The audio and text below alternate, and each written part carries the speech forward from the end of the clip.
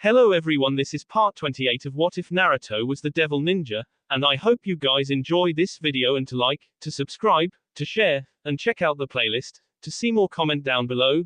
Now let's start the intro. They call me a god. They call me a god.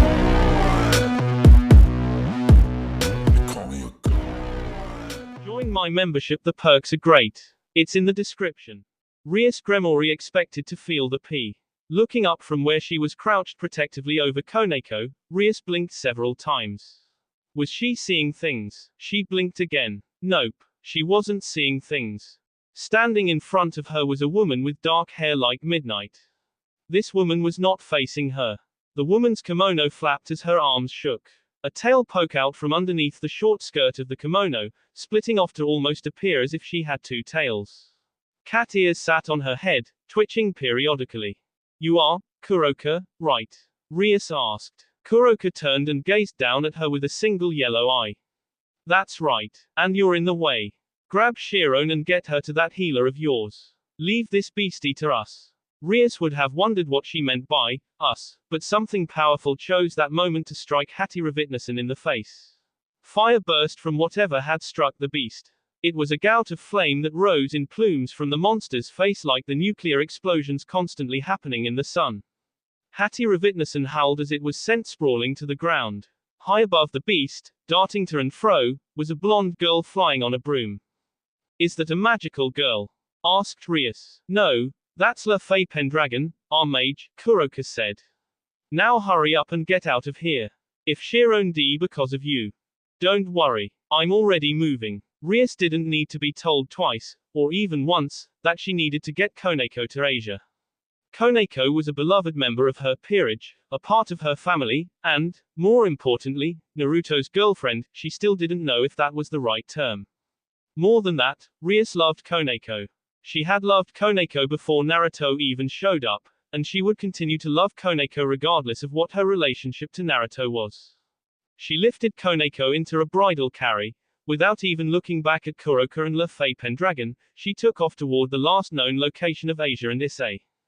Koneko groaned in her arms. Devil Ninja. Kiba. Kiba-kun. It was the feeling of a hand shaking his shoulder that jolted Kiba awake.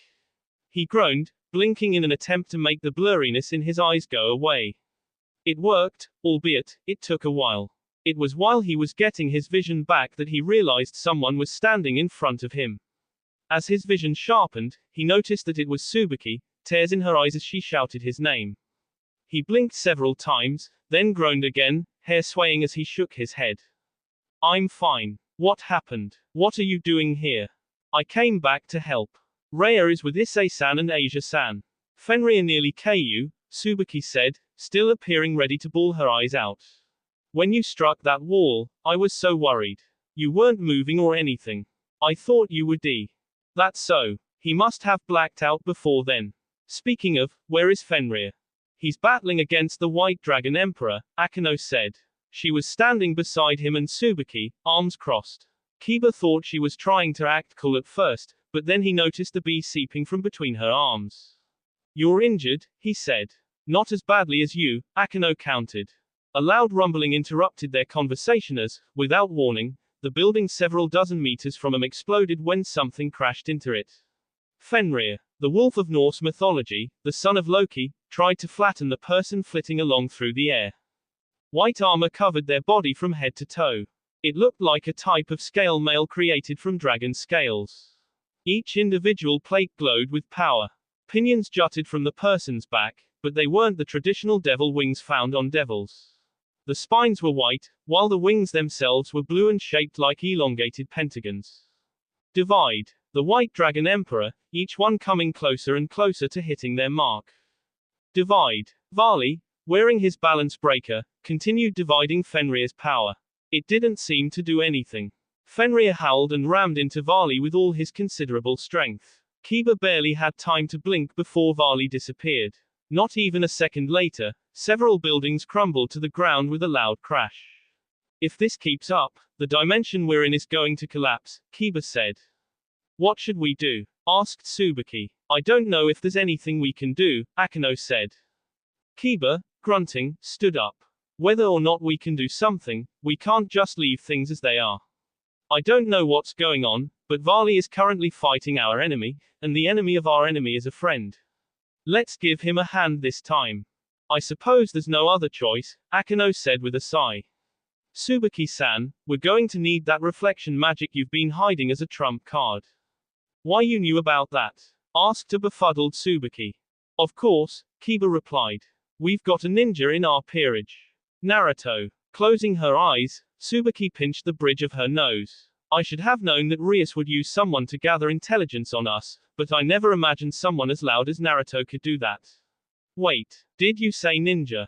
Tsubaki-san, Akeno ignored her question, please cover us from above.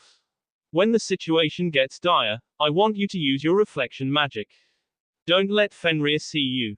Tsubaki looked back and forth between them. She hesitated, her eyes straying to Kiba several seconds longer than Akeno. Finally, she nodded. Okay, be careful, you two. We'll be fine, Kiba said. I think. You think? Tsubaki's eyes widened. Akeno rolled her eyes. Just get going. Wait until we begin the battle in earnest, and when you see an opportunity to use your magic, do so. Right. Tsubaki sighed and with one final glance at him, she took to the air and left. I think she likes you, Akeno said. Kiba contemplated that. You think so? Definitely. I didn't know that. That's because you're clueless. I'm not eyes, you know. Kiba joked before noticing the way Akeno flinched. He grimaced. Sorry. That was tactless of me. It's not your fault, Akeno said. Come on. Let's hurry up and give that white dragon emperor some help. Right. Their wings appearing from their backs, Akeno and Kiba took to the sky. Their destination. The place with the most explosions happening. Devil Ninja. But it wasn't a regular sword. Light emitted from it. It was a light sword, the kind used by exorcists of the church. Pain tore at his mind, ripping his ability to concentrate asunder. He couldn't even think of what to do. He could barely even breathe, it hurt so much. Lying on his back, Issei thought he heard someone screaming his name. It wasn't until his ability to think returned that he realized someone actually was screaming his name, Asia, who was kneeling beside him while crying. Hang on, Ai-san. Asia cried, her hands glowing as she used her twilight healing to fix him up. I'll heal you in just a second. Just stay conscious. Who stabbed me? Asked Issei with a groan. That would be me, a voice said from beyond Issei's feet. He raised his head and nearly gaped as familiar white hair, red eyes, and a maniacal grin appeared before him. A light sword in one hand and a gun in the other, the man standing several meters from him wore the black habit of a priest, though his combat boots looked out of place. Both sword and gun were also the kinds used by exorcists. This man was as familiar to him as his own hand. Fried Selzen, the insane ex-priest who had been killed during the Excalibur incident. You've been reincarnated, Asia gasped in shock. That's right. Fried/a grin nearly split his entire face in half as he spread his arms wide, as though preparing to hug them. I've become a devil like you. I normally would be upset by this, but I'm so thrilled about getting to see your disgusting F-up faces that I don't even care. Now I get to K all of you. I think I'll start with the little nun wannabe over there. He pointed at Asia, whose face had grown pale, though she didn't stop healing Issei until his wound was gone. Fried, Diodora growled. You will not touch Asia. She is mine, or have you forgotten? Clicking his tongue, Fried said, No, no. I haven't forgotten, your S. I just let myself get overexcited. Whatever, Diodora said. Look, just K that filthy dragon. Sure, K the dragon. I'll get right on it. Issei was feeling better now. Asia really knew how to heal. The pain was completely gone. He stood up, his boosted gear flashing. Boost. I see you're still using that S piece of sacred gear, Fried taunted. This S sacred gear is going to be shoved right up your Issei shouted. Boost. Came the sacred gear, as if emphasizing Issei's point. Ooh. Scary. How frightening. Fried pretended to be scared. The bastard. But you know, I don't see how you could possibly shove anything up my A, when you're going to D here. Boost. Fried rushed at Issei with speed that exceeded his own, which meant he must have been reincarnated as a knight. That kind of sucked. However, this was fine. Issei had been sparring against Kiba for a while now, and Naruto was also stupid fast. Freed was moving quickly, but it wasn't so quick that Issei couldn't track him. Boost. Issei hopped back as Freed tried to slice him apart with that exorcist light sword. The man missed, not even coming close, though Issei could feel the air being cut. He brought up his gauntlet-covered hand and prepared for his own attack. Boost. That was enough. With his sacred gear boosted up to 5 times, Issei had enough power to unleash his currently primary attack. As his power swelled within him, he directed it to the front of his gauntlet, forming a crackling red orb, which he slammed his fist into. Dragon Shot. A massive beam exploded from his fist, expanding quickly as it headed straight for Freed, except Freed was no longer there. The dragon shot blew through the area. It smashed into several buildings and carved straight through like they were made of mud. Freed was gone. Sorry. A shout from above. It was Freed, descending toward Issei with a maniacal grin. That sort of straightforward attack won't work on me, US little devil B. Clang. Issei grunted as he raised his arm to block Freed's sword strike. As light sword met boosted gear, sparks emitted from the squealing metal, and Issei's legs shook from the force of Freed's attack. "Ai-san," Asia shouted. As Issei held a hand to his stomach, he tried to think of a way to beat this guy. Surely, there must be something he could do. He had his whip, but that wouldn't work against Freed. He had his bilingual ability, but Freed didn't have B. He needed something that would not only boost his power, but also grant him speed. "Asia," Issei said suddenly as a thought occurred to it. "I need to ask you a favor." Asia was at his side in an instant. "What do you need from me?" Issei clapped his hands together and bowed his head. "I know I'm asking for a lot. If you do, I'm sure I can win." Naruto had told Issei several times that his lust could be used to give himself a temporary boost of power. That was why they trained using Oroku-chan, Naruto's female form. It helped him focus his lust into a weapon. Wouldn't that give him an even bigger boost? That was why he wanted to see Asia's B. He was sure. "Oh okay." Asia, despite her face being redder than a fire truck, got a determined look in her eyes. If Ai-san says he needs my B, then okay. Right. He faced her again and raised his hands. Her face turning an even darker shade of red, Asia nodded. Be gentle. Of course. Hien. Asia. Diodora turned red with anger. Freed. K him before he can lay a hand on my Asia. Whatever, Freed mumbled, readying his sword. "Welp, you heard the man. Sorry, but I gotta K you now."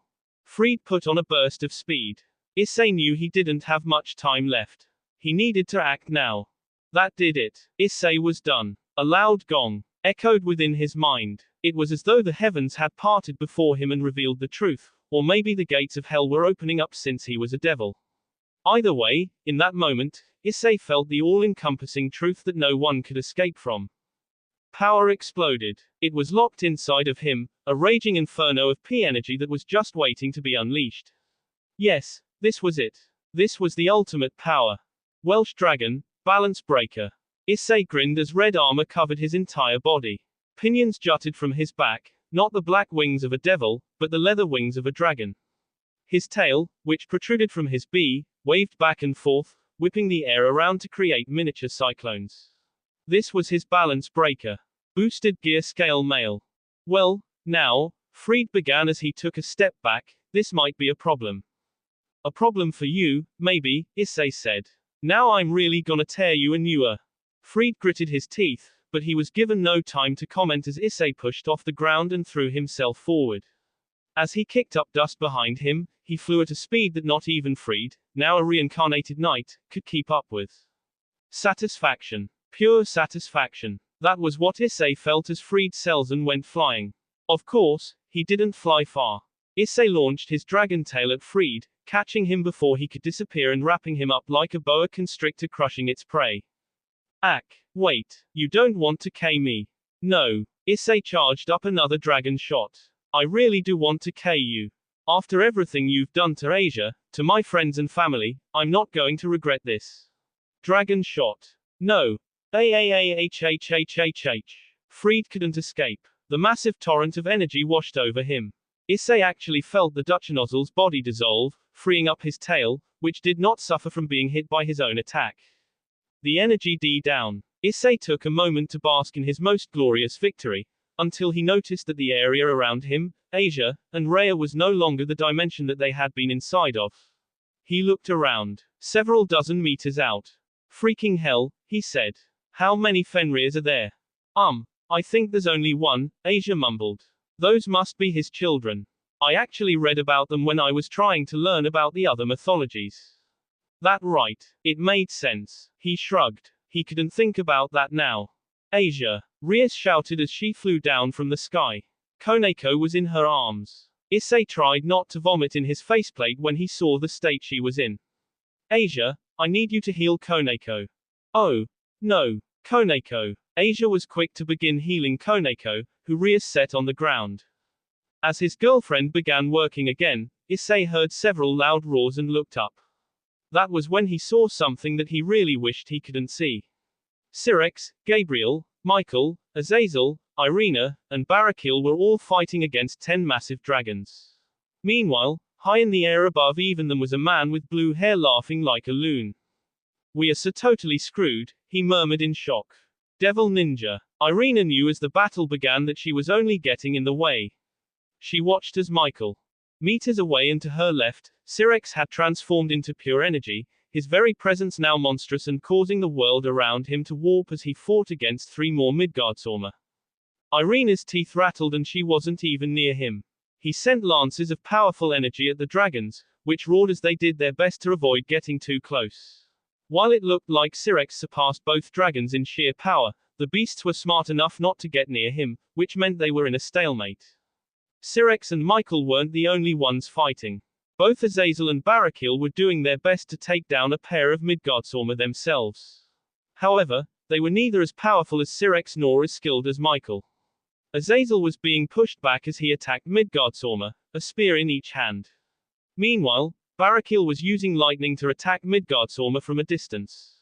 None of their attacks did much damage. Irina was fighting her own Midgardsormr, though she only had one to contend with. That was good because she couldn't even deal with the one. Her swords bounced off Midgardsormr's skin.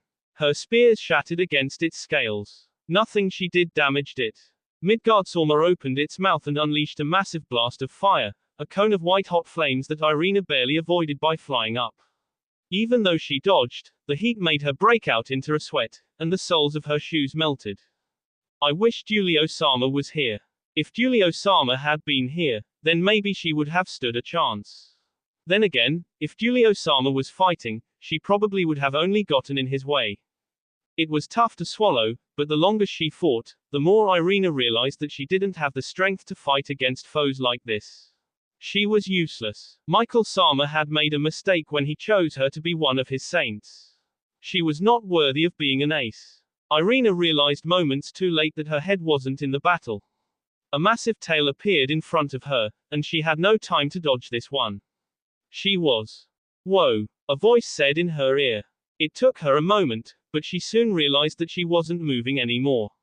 In fact, she was rather comfortable now, save for the pain from having been hit by a dragon's tail. She looked up, into the familiar blue eyes of someone she knew very well. It was Naruto, one of the people who Irina now lived with thanks to the exchange program between the 3 factions. Naruto-san. That was a pretty close call, huh? Naruto's grin put the son to shame. You okay, Irina? Yes. It was only after she started speaking that Irina realized she was in his arms. Could you put me down? Huh. Oh, sure. Irina breathed a sigh of relief as Naruto released her. The more time she spent around him, the more she appreciated his strength and personality. At the same time, it worried her. If he kept sticking around Naruto, what would happen to her feelings for Issei? But Issei also has a girlfriend. The Bible says polygamy is sin, so I'd be a sinful woman if he and I dated, wouldn't I? Then again, Naruto was also in a relationship with Rias, Koneko, Ravel, and maybe even that little one calling herself Office. Wouldn't dating him make her even more sinful? It probably would. She would have to be careful of Naruto in the future, Issei, too, for that matter. Thank you for the help, Irina said. No problem, Naruto replied. By the way, the dragon is coming back. What? Irina whirled around to see that, yes, the Midgard Sorma was coming back around for another attack. She braced herself. She needn't have bothered. A golden light zipped past her, and Irina almost gawked when she realized that it was Naruto. What sort of attack was that? Irina wondered, and then looked back up at Naruto, or where Naruto had been. He was no longer there.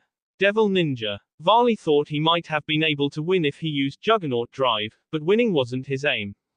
Arthur had better come through for me quick. Arthur Pendragon was setting up a spell to contain Fenrir, which would allow him to lock this beast up and control him via Excalibur Ruler. The problem was that the spell to contain Fenrir took time to complete. It wasn't as simple as creating a magic circle. This magic took time to create, time to cast, and time to execute. That was why Varley was fighting Fenrir. He was buying Arthur that time. Dragon shot. A massive bullet of pure energy slammed into Fenrir's face, but while the monster shrugged the attack off, Fenrir's roar echoed across the Colosseum.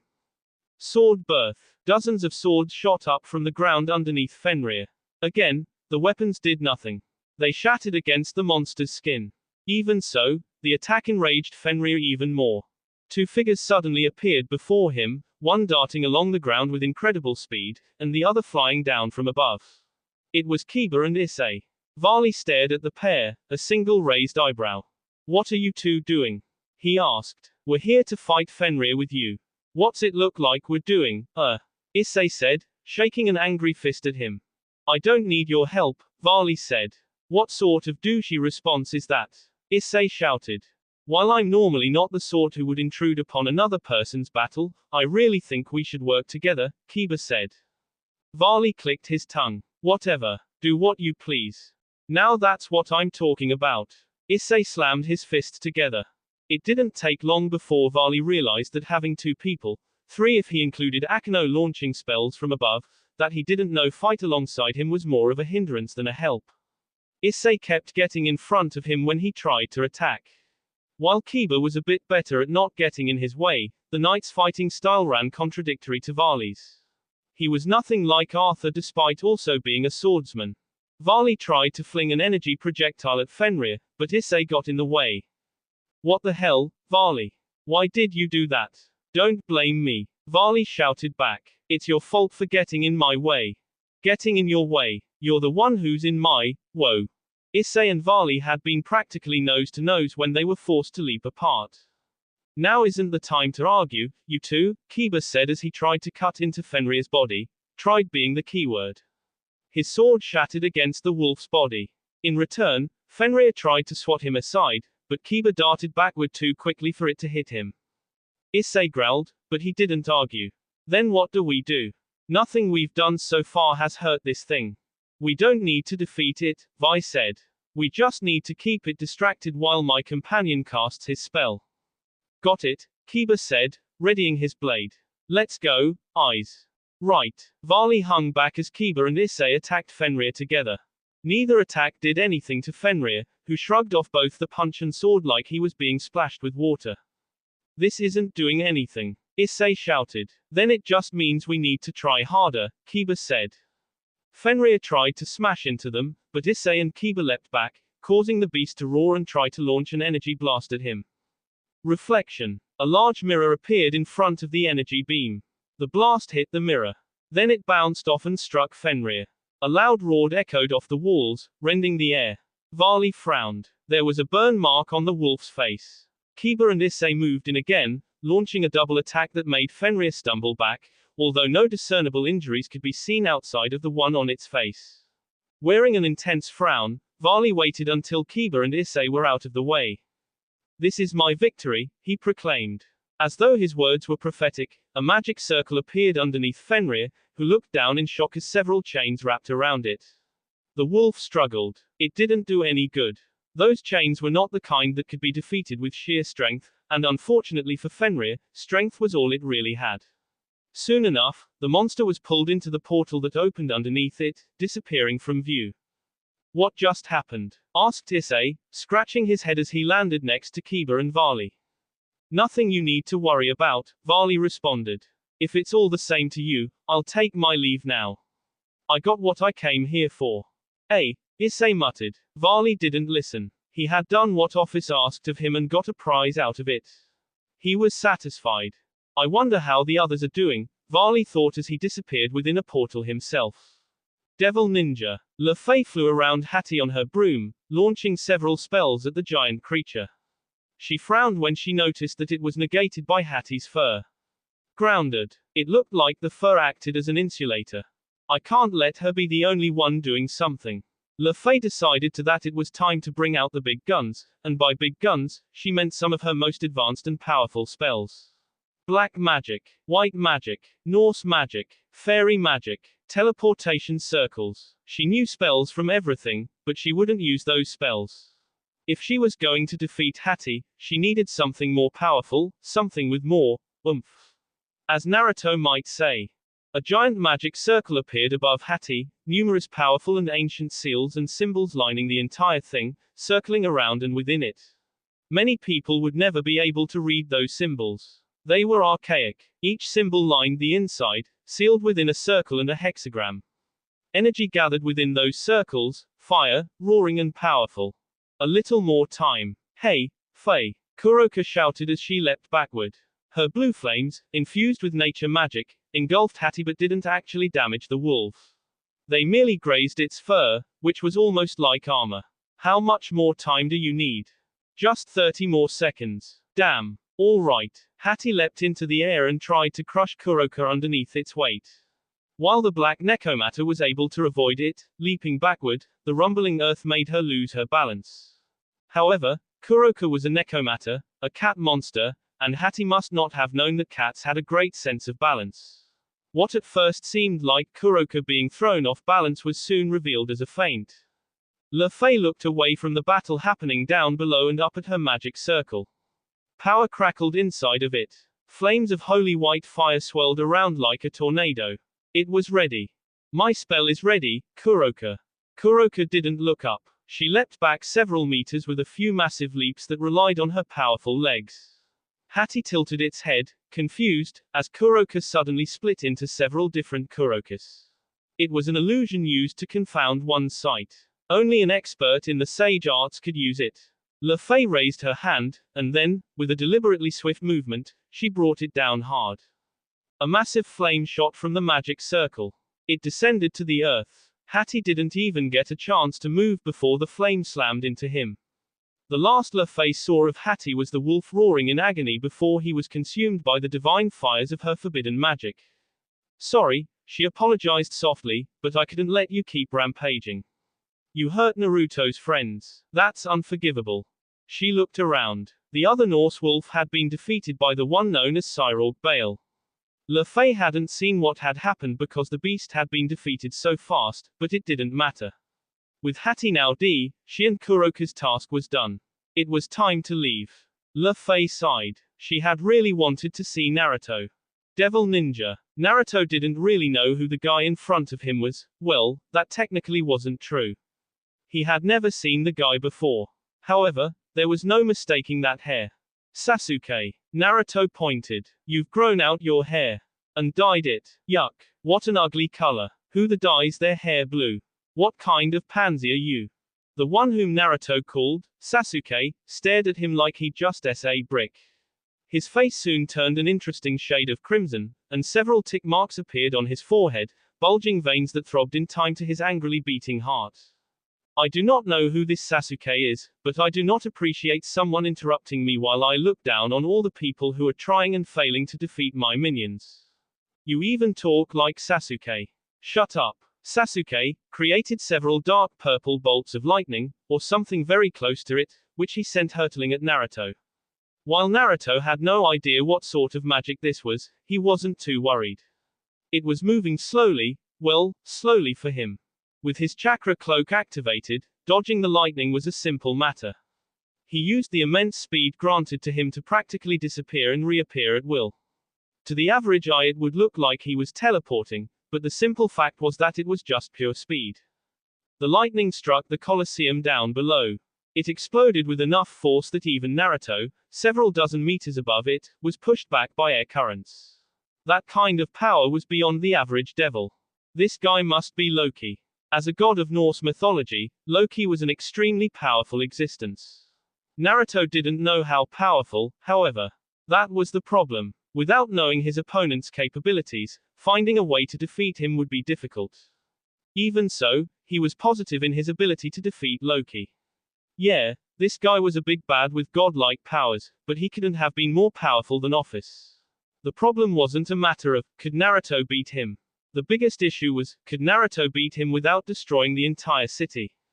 Naruto clicked his tongue when several burns appeared on his arm after he blocked one of Loki's fireballs.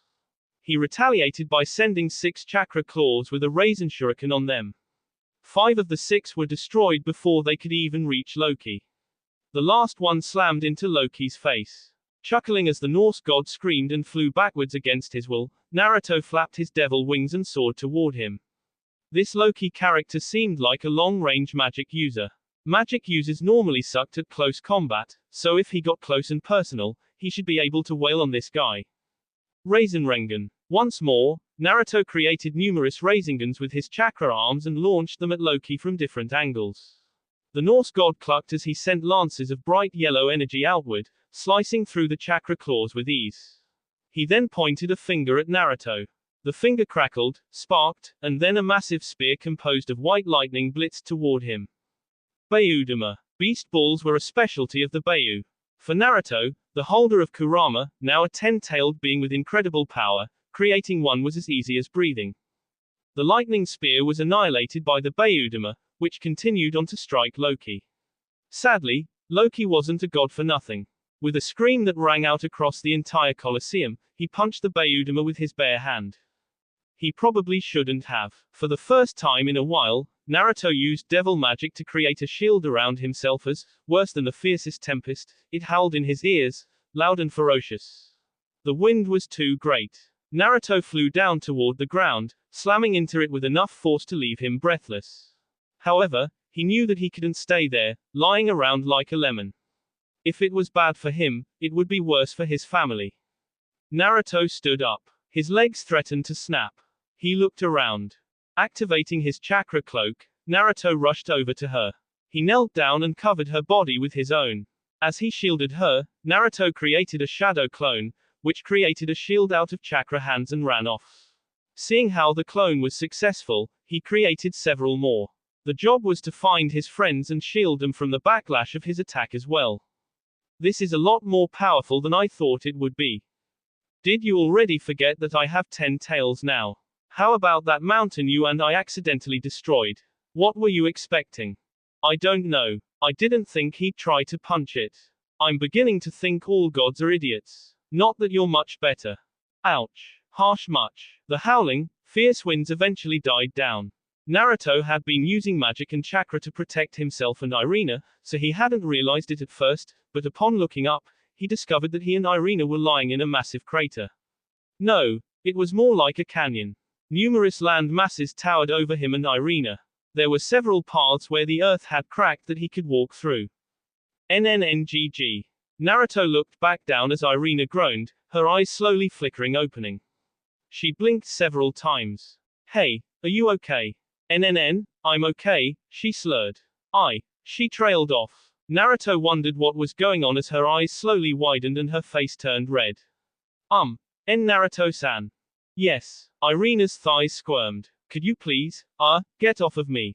I suppose I could. Naruto stood up, then offered his hand to Irina, who stared at it for a moment before placing her own hand in it.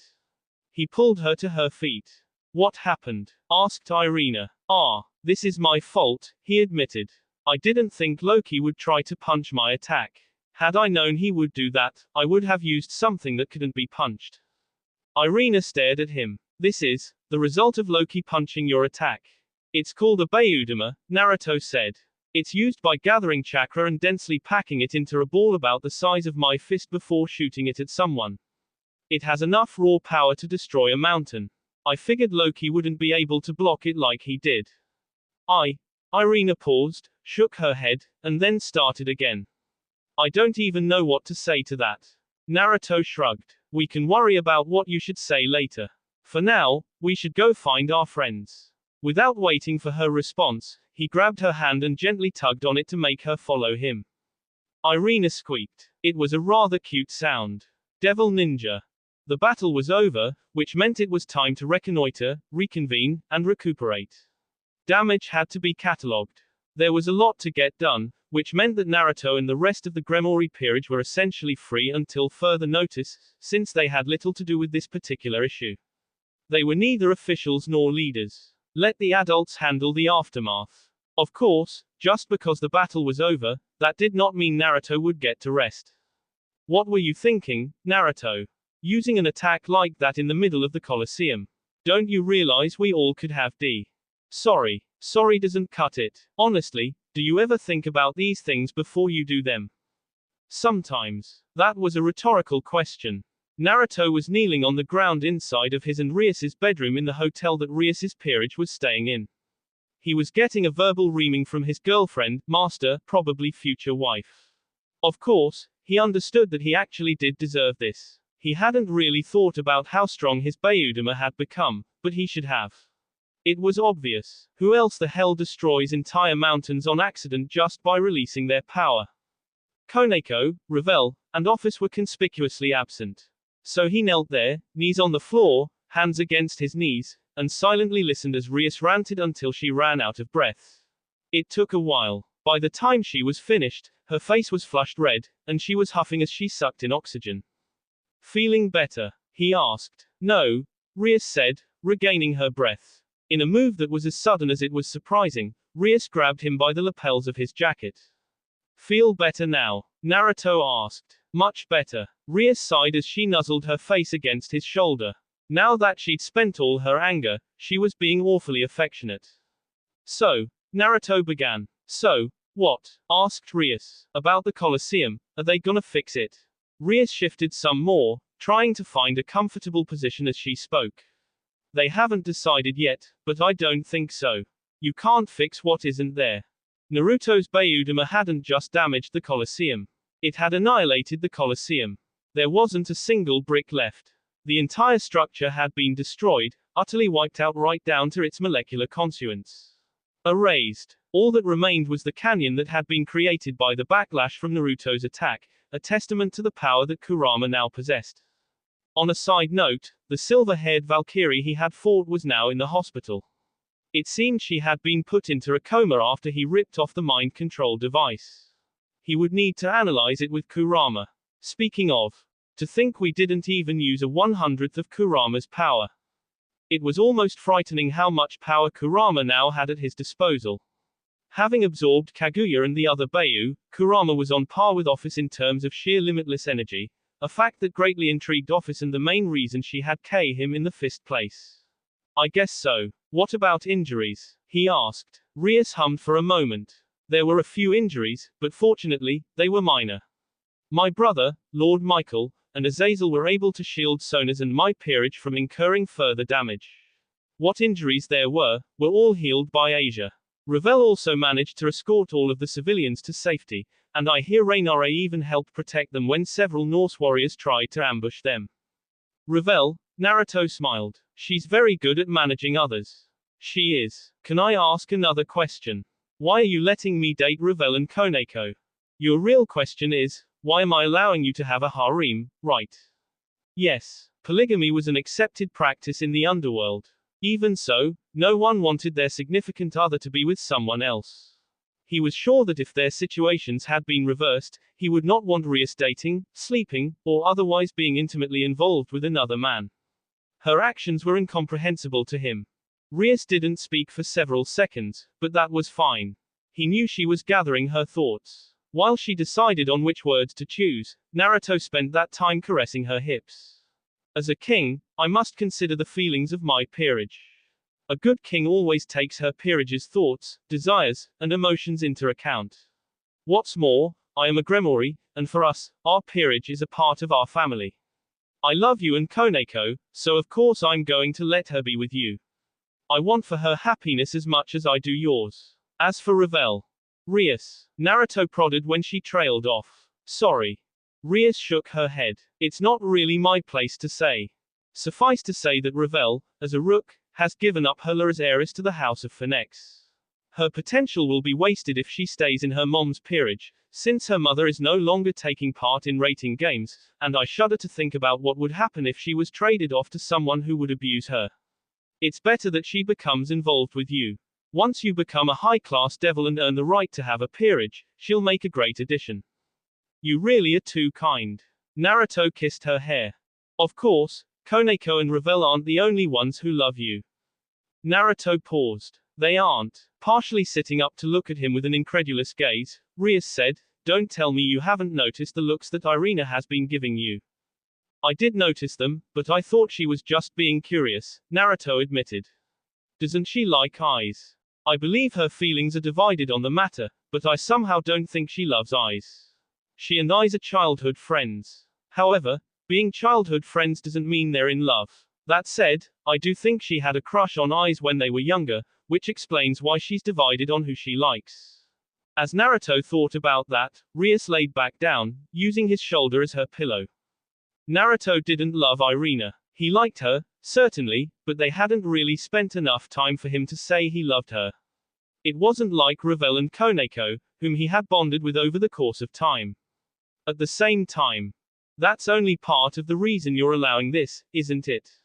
Naruto guessed. You're right. There is one more reason. Rias rubbed his chest, eyes staring through the window several meters from the bed. Naruto, did you know that your eyes light up whenever you're being affectionate? They what? They're like a pair of bazillion watt bulbs, Rias continued. When you and I are going on dates, when you're pampering Koneko, kissing Ravel, or shopping with Irina, your eyes become these beacons of joy. It's like the happiness you feel is so strong that it radiates from them. Seeing you like that made me realize that what gives you the most happiness is making others happy. You give yourself freely to anyone who asks. That's why you were so willing to agree with Office after she kidnapped you." Naruto wondered if the heat spreading across his face was due to the temperature. That must have been it. He should create a clone and turn the thermostat down. Did hotel rooms in hell even have thermostats? "I'm not sure that's it," he began. "I mean, it's true that I like helping others, but..." "No, that is exactly it," Rias countered before he could make an argument. "You're so completely selfless that you would give yourself to just about anyone. While that's kind of annoying, it's also one of the things I love about you the most. If I didn't let you make those girls happy, it would hurt you, and it'll be a cold day in hell before I let that happen. You know that hell does have winters now, right? Thanks to Beelzebub, the underworld was now blessed with 4 seasons."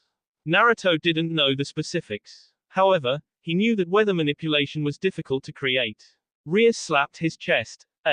Chuckling a bit, Naruto soon settled down and grew contemplative. "What about you? Doesn't it bother you that I'm in a relationship with several other girls?" "Not really. I mean, kind of, but not really at the same time." Rias paused here, gathering her thoughts. "I know that if I asked you to right now, you would break off all relations with the other girls. That's why I'm letting you have a harem. As long as those girls love you, and you love them, I'm not going to tell you to stop." Naruto had not realized that Rias had seen through him so thoroughly. She was right. He loved Ravel and Koneko, and probably Office and perhaps eventually Irina if he chose to let himself grow closer to her.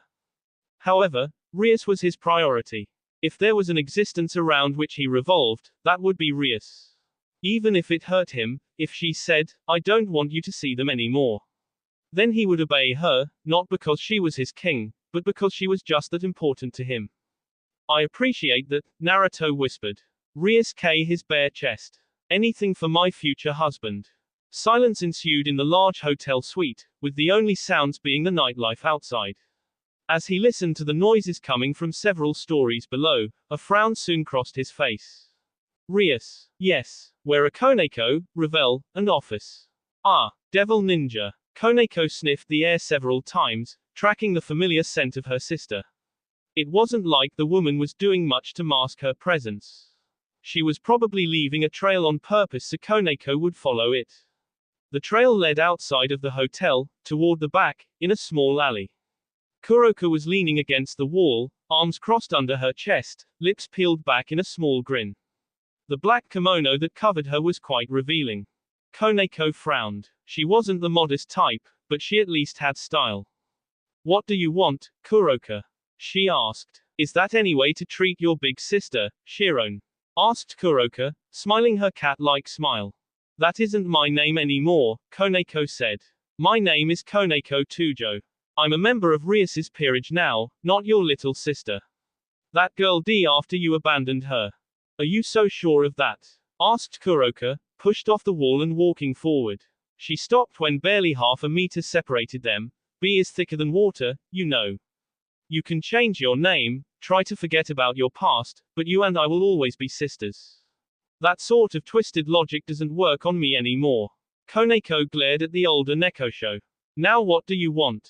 Such impudence. Kuroka lowered her head and sighed. When she looked back up, her eyes were sharp. I figured I'd give you a warning. You should be more vigilant from now on. Loki isn't going to let what happened in the Colosseum go. You and the rest of the Gremory peerage put a serious damper on his plans. What's more, Naruto injured him greatly. He'll be coming after you in full force soon. Whatever. Koneko crossed her arms. If he's got a bone to pick with us, then so be it. Naruto and I will kick his ass from here to Kingdom Come. Kuroka's smile sent a chill down her spine. Is that so? I noticed you've been using Sage Mode. I'm rather proud of you, Shiron. It seems the blood that boils for battle is stronger in you than even I imagined. You're wrong, Koneko said immediately. Her rebuttal made Kuroka frown. I'm not like you, Kuroka. I don't take pleasure in combat. Are you so sure about that? Kuroka's lips peeled back, revealing her pearly white teeth. We Nekosho are violent. Battle is in RB. These peaceful days with the redheads peerage, how long do you think they will last until you grow sick of them? If you're trying to taunt me, you're going about it in a piss-poor way. Koneko closed her eyes. These peaceful days will last forever. Rias Buku, Naruto, and even Muz Kentucky Fried Chicken. Kuroka blinked. Kentucky Fried Chicken. Even if the world finds itself at war, I only need to be with those three for my life to be at peace, Koneko continued. They bring me a peace that you never could. You've become quite mouthy, but that's okay. Kuroka waved her hand and a purple portal appeared behind her. One day, you'll come to understand that we Nekosho can't live without violence. I'll be waiting for when that day comes. As Kuroka disappeared into the portal, Koneko continued to frown at the spot where her sister had vanished. That meeting had been strange. Kuroka had warned her to be careful of Loki, and then taunted her about the nature of their species. What was up with that? Stupid sister, Koneko murmured. That day will never come. Devil Ninja. Office sat on top of the hotel building, her legs dangling off the ledge as she stared at the city below, watching the people as they moved. The capital city of the underworld was a bustling place filled with noise. It used to bother her. This noise had always been annoying. She used to hate it. For some reason, it didn't bother her as much as it used to. It must be Naruto. Naruto was an oddity that she knew nothing about. He'd come onto the scene randomly, appearing like a storm. She'd felt his power across a vast distance and decided that she was going to have him help her reclaim the dimensional gap from Great Red. To that end, she'd asked Team Varley to bring him to her. They had. However, in exchange for his help, he had asked her to live with him. She had agreed. It didn't matter to her where she lived right now. So long as she reached her end goal, kicking out Great Red from her home, nothing else mattered, or so she had thought. A presence appeared behind her. I thought I might find you here, a voice said. Varley. She didn't look at the White Dragon Emperor as he walked up to stand beside her. I thought you had already left. I decided to stick around for a while, Varley said. You seem to be enjoying yourself. I am not sure what you mean by that. I've been watching you, Varley continued. You smile a lot more when you are with Naruto. Do I? You do. Office felt Varley's gaze on her, but she paid it no mind. It almost makes me wonder. You seem so content to live with him. Does that mean you no longer have any intention of fighting Great Red?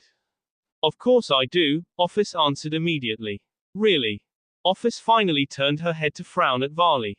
Are you implying that I no longer desire to return home? I'm implying that you no longer wish for the silence of the dimensional gap, Varley returned. She didn't show it on her face, but his words struck a chord with her. It was true. The longer she spent in Naruto's presence, the less annoying the noise of this world became. More and more she was becoming interested in Naruto. He was powerful. He formed strong bonds with others. He had agreed to help her but asked that she live with him in return. Nothing he did made sense to her, and she wanted to find out what made him tick, but more than that, she was drawn to his strange charisma. Office turned away from Varley again. Even if I decide not to live in the dimensional gap, I still want to kick Great Red out. It's revenge for kicking me out first. I see. Varley chuckled. That's good to hear. I was worried you had forgotten your true desire while you were playing house. Varley's power flared briefly as he opened a portal. Well, I'll be heading back now. I'm sure the others have already returned, and I have a new wolf to break in. With that, Varley left, and the noise of the city was, once again, the only thing Office could hear. She didn't mind. Devil Ninja. On. Loki never knew such pain existed. It was like every molecule in his arm was on fire. Even now, days after returning to Asgard. NNNGGG. Damn that devil. He lay on a slab of metal, a medical table that was none too comfortable, but fortunately, the agony through his now non-existent arm blocked out the sensation of everything else. Standing beside the table, using healing magic to try and heal his arm, was Air, Norse goddess of healing. Her dark red hair fanned across her face. Blue eyes were dull and lifeless as they stared at his wound. She had placed her hands on the stump of his missing arm, green energy emitting from her palms as she did her best to soothe his injury. Loki's arm had been completely annihilated when he tried to block that blonde brat's attack by punching it. He had been so sure that he could defeat anything thrown at him. He was a Norse god. He wasn't like those inferior creatures from Christian mythology. Anything they could dish out, he could take and return 1,000-fold. Those had been his thoughts at the time. His arm had paid the price for his hubris. You're quite lucky our master was watching out for you, Rysvim Lucifer said, standing on the other side of the table. Were it not for his benevolence, you would have surely died. Loki gnashed his teeth at the devil's condescending look. Do not speak of that thing as if he was my master. I have no master. I am my own master. Rysvim clicked his tongue chidingly. Really, have you forgotten that it was our master's power that allowed you to conquer Asgard, enslave its population, and kill Odin?